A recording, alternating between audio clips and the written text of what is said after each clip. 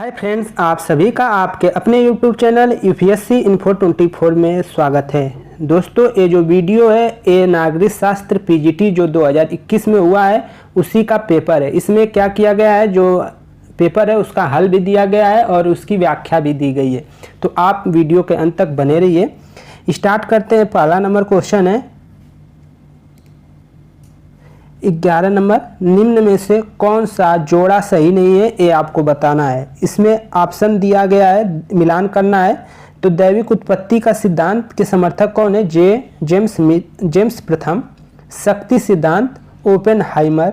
और पितृसत्तात्मक दिया है मैक्लेलान, जो कि गलत है। मातृसत्तात्मक जो है जेनक्स जो है सही है। तो ये सब सही है, तो हमारा आंसर जो हो जाएगा सी हो जाएगा दोस्तों, क्योंकि सी ऑप्शन गलत है। इसमें गलत ही ऑप्शन पूछा गया, कौन सा जोड़ा सही सुमेलित नहीं है वो बताना है।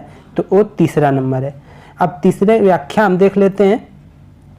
व्याख्या में क्या है? इसमें व्याख्या में है पितृसत्तात्मक सिद्धांत किसने, इसके समर्थक कौन है? तो सर हेनरी मेन। पितृसत्तात्मक का क्या हो जाएगा यहाँ पे? Sir Henry main. इसका संबंध सर हेनरी मेन से है।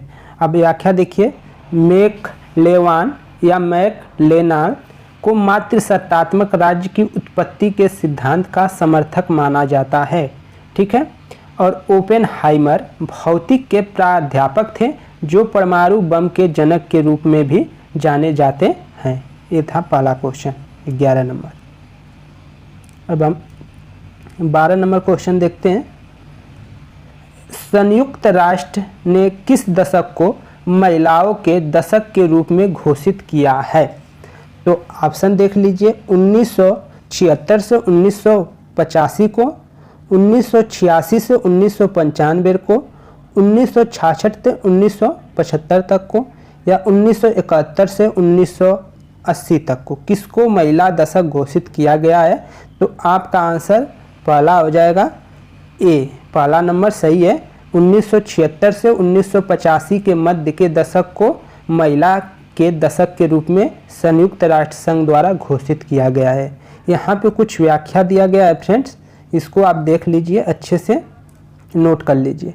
महिलाओं के लिए दशक कौन सा था? 1976 से 1985 तक। उन्मूलन के लिए दशक कौन सा था? तो 1997 से 2006 तक। सड़क सुरक्षा के लिए कार्यवाही दशक कब मनाया गया?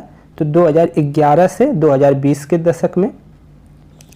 जैव विविधता पर संयुक्त राष्ट्र का दशक कब मनाया गया? 2011 से 2020 तक। इसके बाद है सतत विकास के लिए संयुक्त राष्ट्र महासागर विज्ञान का दशक कब मनाया गया?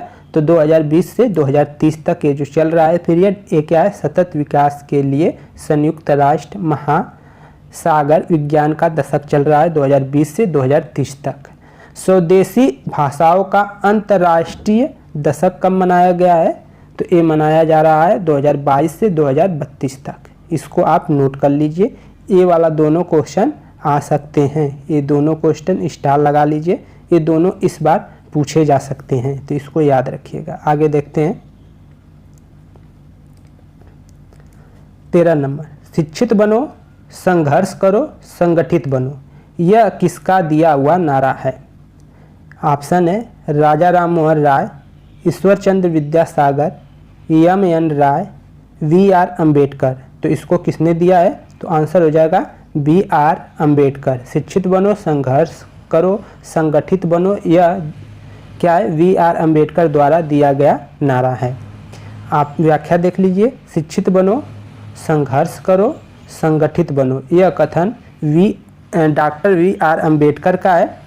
राजा राम मोहन राय ने ब्रह्म समाज और आत्मी समाज सभा के क्या हैं? संस्थापक हैं। ईश्वर चंद्र विद्यासागर, इनका योगदान विधवा पुनर्विवाह में मुख्य रूप से रहा है। इन्होंने विधवाओं के पुनर्विवाह के लिए बहुत जोरदार समर्थन किया। एम.एन. राय, ये क्या है? कम्युनिस्ट पार्टी के संस्थापक के रूप में जाने जाते हैं और संस्थापक है भी। वी.आर. अम्बेडकर ने कुछ संस्थाओं का निर्माण किया था, मतलब स्थापना की थी। वो कौन सी थी?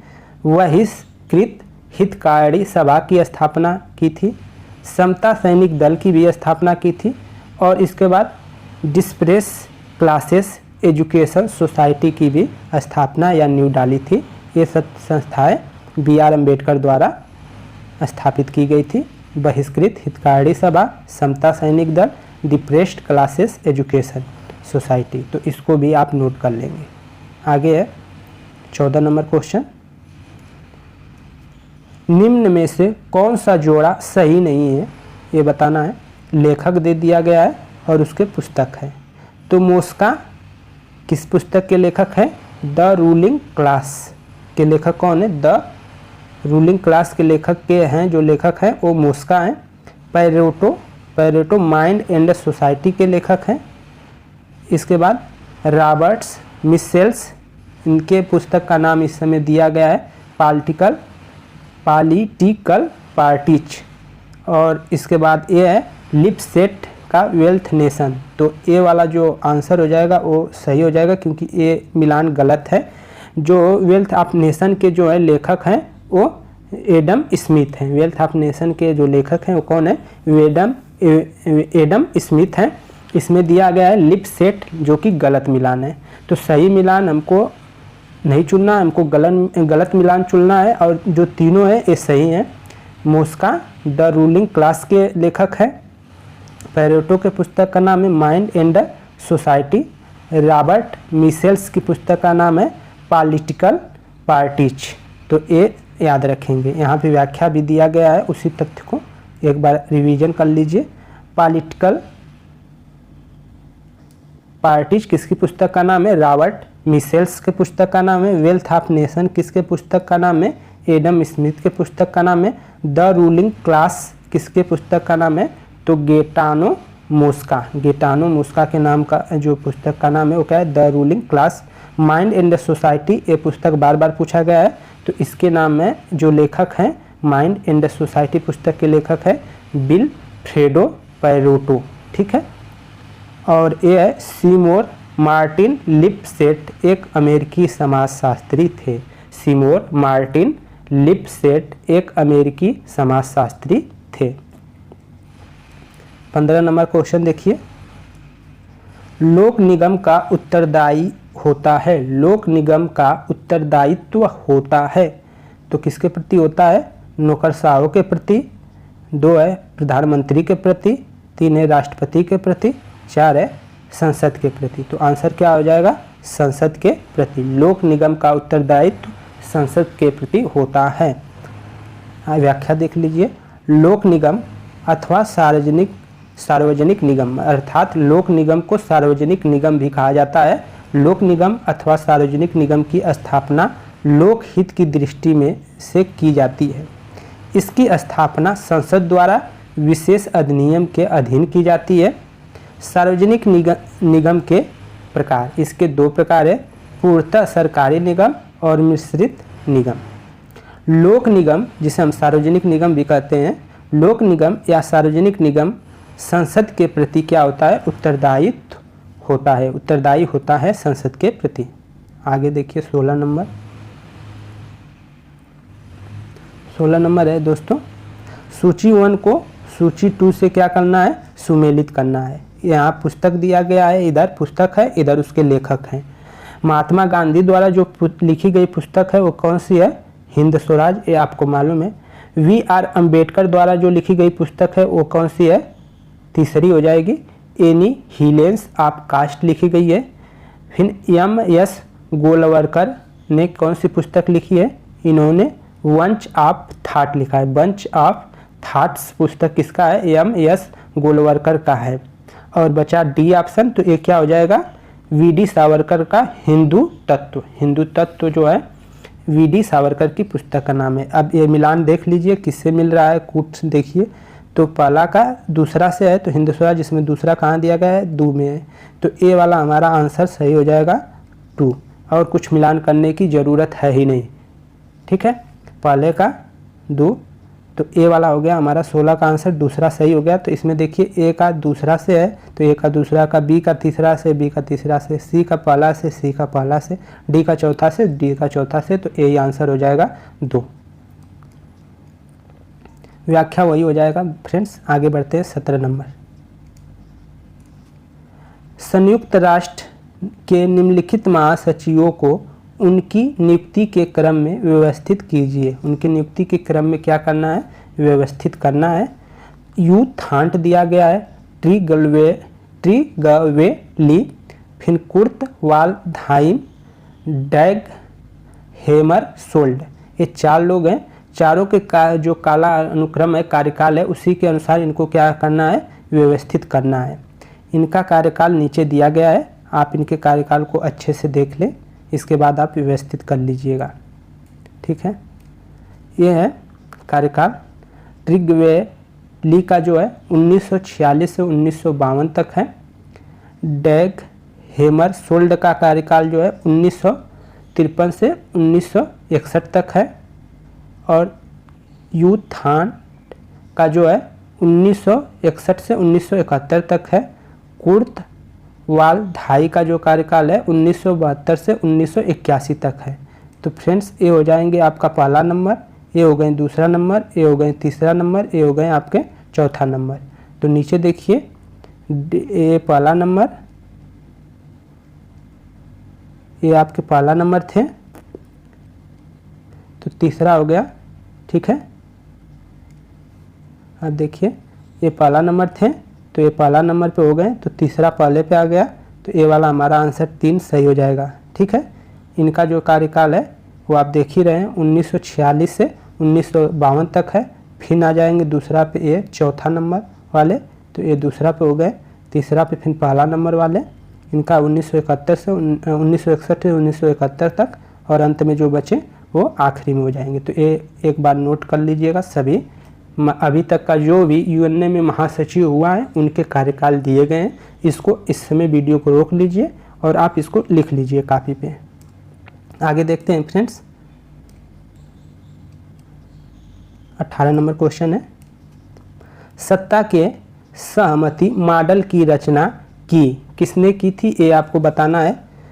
ये है मेयो, और इसके बाद William G Scott, Herbert Simon या बर्नार्ड। तो इसने किसने की थी, तो आंसर जो हो जाएगा 4 सही हो जाएगा, बर्नार्ड। बर्नार्ड ने क्या की थी, सहमति मॉडल की रचना की थी। सत्ता के सहमति मॉडल की रचना किसने की थी, बर्नार्ड। यहाँ व्याख्या देख लीजिए। ठीक है, सत्ता के सहमति मॉडल के अनुसार व्यक्ति स्वतंत्र एजेंटों के रूप में निर्णय लेता है जो अन्य एजेंटों के साथ सहमति से संबंध को बढ़ाते हैं। 19 नंबर देखिए, किसने कहा है कि युद्ध पुरुषों के लिए वही है जो स्त्रियों के लिए मातृत्व है। ये शब्द किसका है, मुसोलिनी का, मार्क्स का, हेगल का, माओ का। तो किसका आंसर, आंसर हो जाएगा पहला नंबर, मुसोलिनी का ये कथन है दोस्तों। व्याख्या देखिए, मुसोलिनी इटली का तानाशाही था जिसकी युद्ध नीति के अनुसार युद्ध ही समस्त मानवीय शक्तियों को उच्चतम शिखर तक पहुंचाता है। मुसोलिनी ने फांसीवादी दर्शन की नींव रखी। मुसोलिनी क्या था, कहाँ का था, इटली का था। इसके अनुसार ही युद्ध पुरुषों के लिए आवश्यक है जो स्त्रियों के लिए मातृत्व है। पुरुषों के लिए वही है जो स्त्रियों के लिए मातृत्व। इसने यह वाक्य कही थी। मुसोलिनी फांसीवाद दर्शन के क्या है, जनक माने जाते हैं, तो ये भी याद रखेंगे।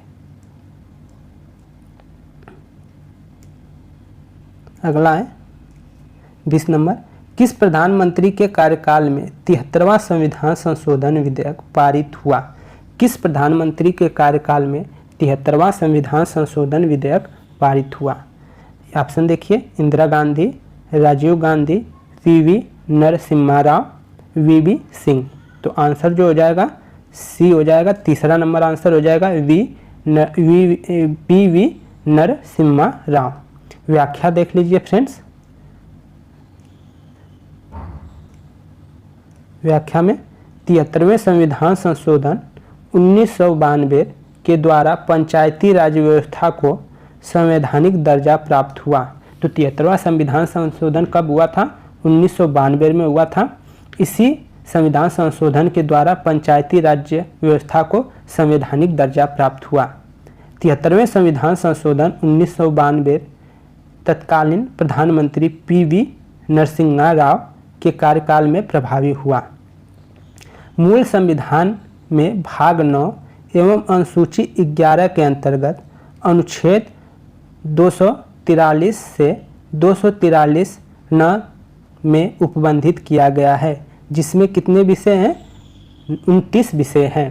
तो ये जो पंचायती राज व्यवस्था को रखा गया है वो क्या है? भाग 9 एवं अनुसूची 11 के अंतर्गत 243 से 243 न के उपबंधित बंद में रखा गया है, जिसमें 29 विषय है। आगे देखिए 21 वाला क्वेश्चन।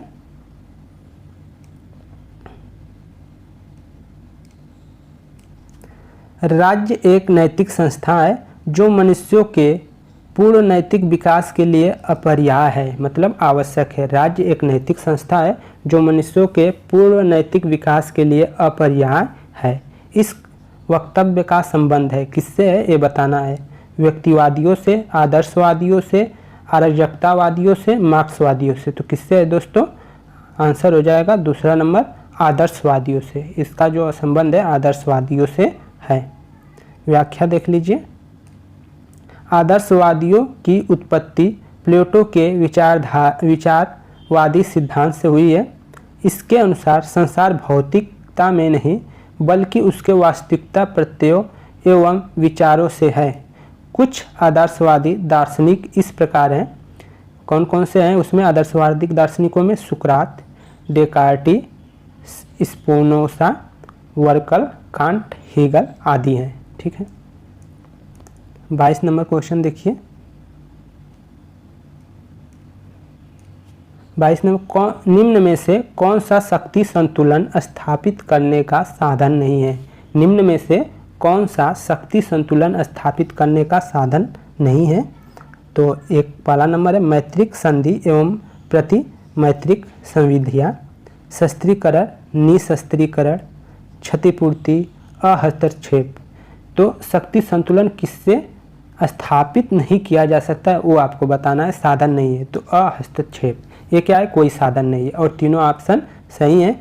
आपका साधन कौन है? अहस्तक्षेप। इसमें क्या है? शक्ति संतुलन अंतर्राष्ट्रीय संबंधों में अनेक स्तरों पर एक महत्वपूर्ण अवधारणा है। हस्तक्षेप की नीति के अंतर्गत हमेशा शक्तिशाली राष्ट्र द्वारा एक दूसरे के मामलों में हस्तक्षेप करके अपने प्रभाव को बढ़ाने का प्रयास करते हैं।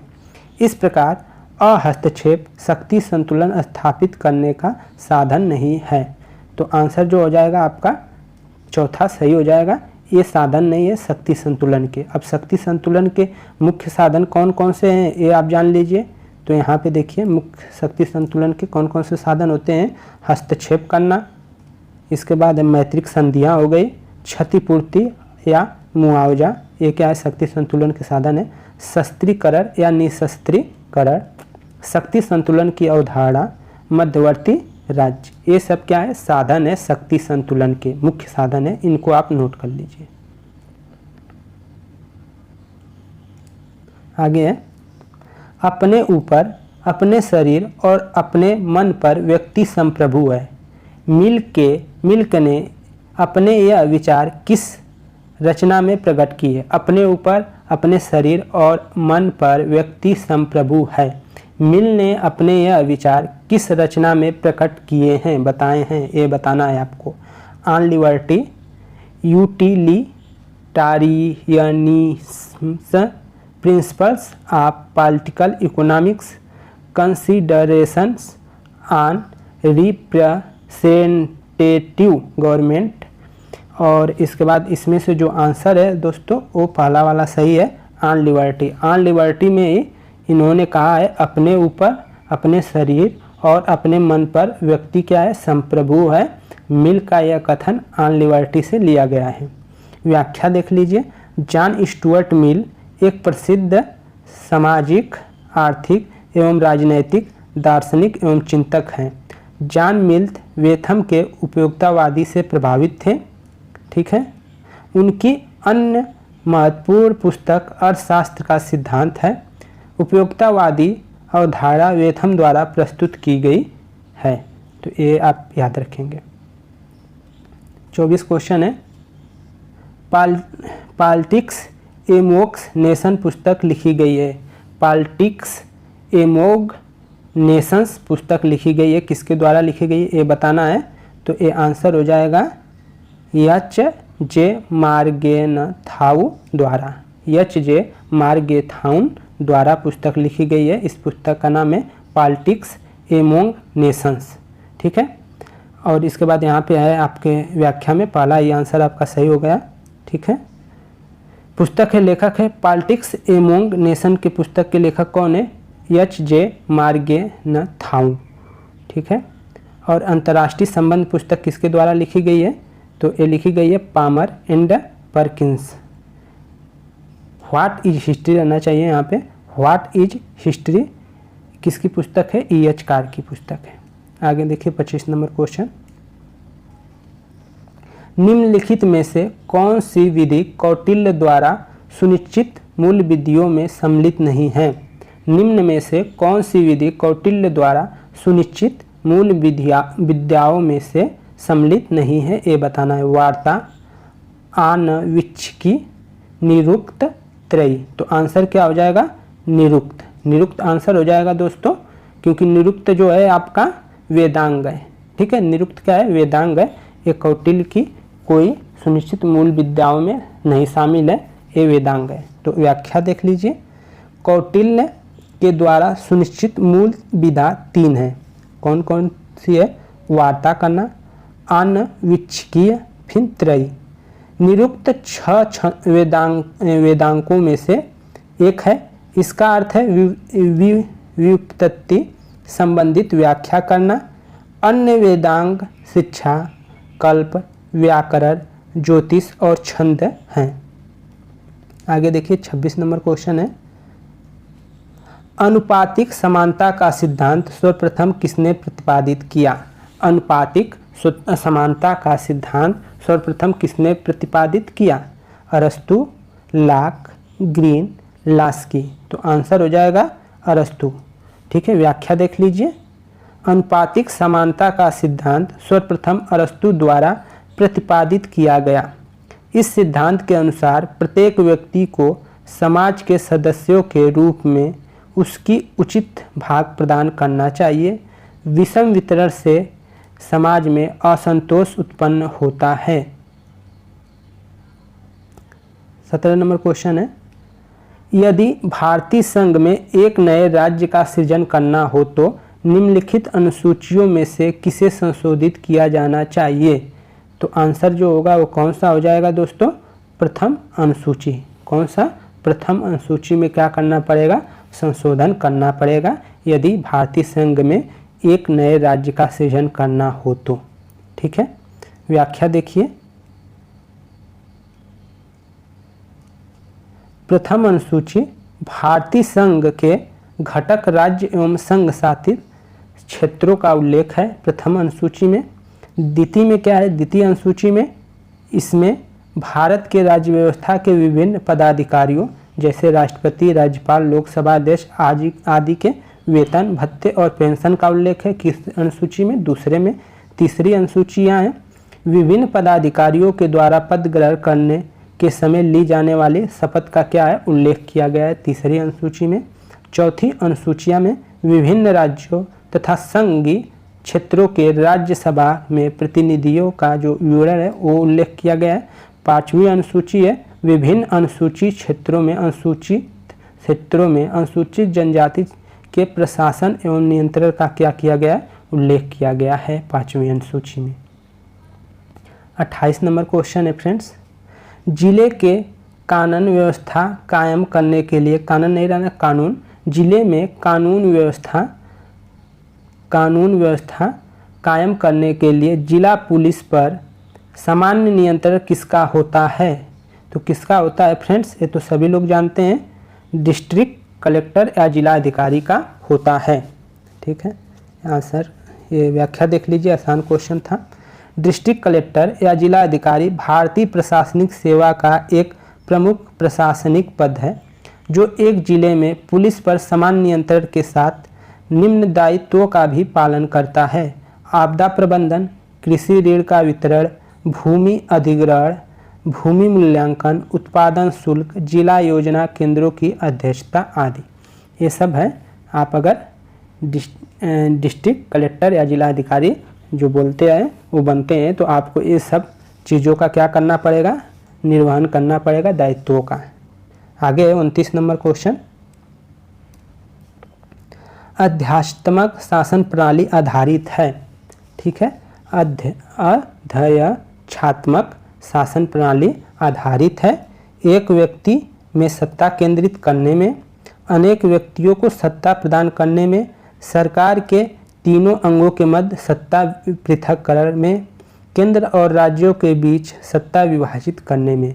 तो आंसर जो हो जाएगा आपका तीसरा सही हो जाएगा। ठीक है, तीसरा क्वेश्चन का जो 29 का आंसर तीसरा सही है, सरकार के 3 अंगों के मध्य सत्ता पृथक्करण में। ठीक है, इसमें व्याख्या देखिए,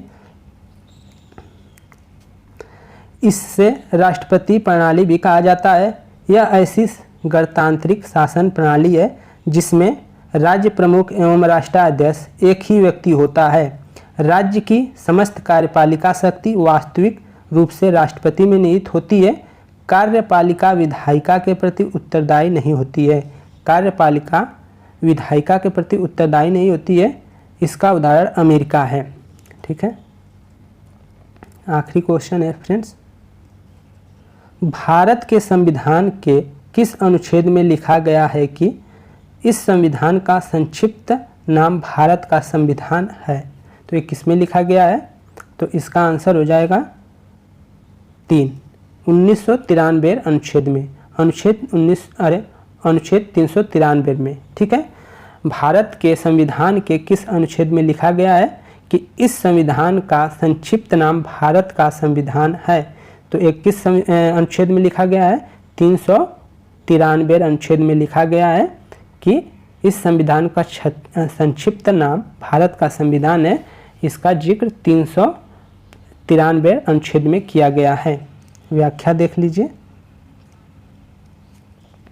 अनुच्छेद 1 भारत अर्थात इंडिया राज्यों का संघ होगा। ठीक है, भारत के राज्य क्षेत्रों में अर्जित किए गए अन्य राष्ट्र क्षेत्र समाविष्ट होंगे। अनुच्छेद 3 नए राज्यों का निर्माण, वर्तमान में राज्यों के क्षेत्रों, सीमाओं या नामों में परिवर्तन संसद विधि द्वारा कर सकती है। अनुच्छेद 395 निश्चित अनुच्छेद 393 का संक्षिप्त नाम भारत का संविधान है। ठीक है, ये जिक्र किया गया है। तो फ्रेंड्स, ये टोटल 20 क्वेश्चन थे। तो हम उम्मीद करते हैं कि ये वीडियो आप लोगों को पसंद आई होगी। दोस्तों, हमारे द्वारा जो दिया गया जानकारी थोड़ा भी सही लग रहा है आपको, तो आप चैनल पे नए हैं तो चैनल को सब्सक्राइब कर दें, और जानकारी थोड़ा भी आपके लिए योगदान दे रहा है तो आप वीडियो को ज़रूर लाइक कर दें। दोस्तों, नमस्कार।